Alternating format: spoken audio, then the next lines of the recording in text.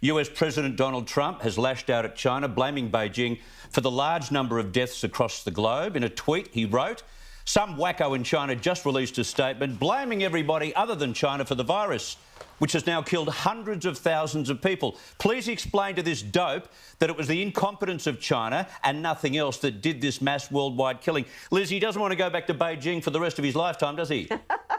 No, clearly no deep desire to visit the wall or any such thing.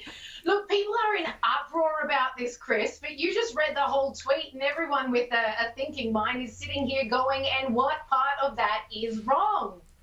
We've seen this throughout the media. We've seen dossiers. We've seen all sorts of evidence coming out proving that what Donald Trump has just said in his tweet is actually completely factual. Yeah. Many of us wouldn't have stated it that way, but no. That's the Don.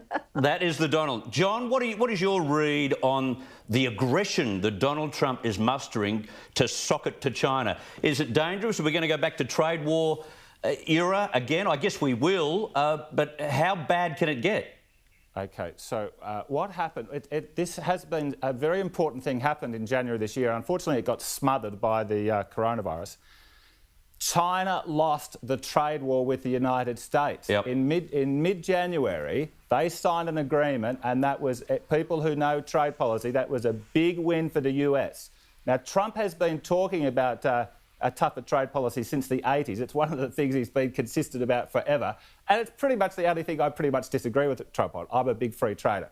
OK, but look, this is the challenge we have with China and the United States. There's this thing in foreign policy called the Thucydides trap, which basically says if you've got a great power and a rival power appears on the horizon, they almost always eventually go to war. Now, if there's a war over the next couple of centuries across the North Pacific between China and the United States, that will make World War II look like a little footnote in history. Oh, gee, thanks very much.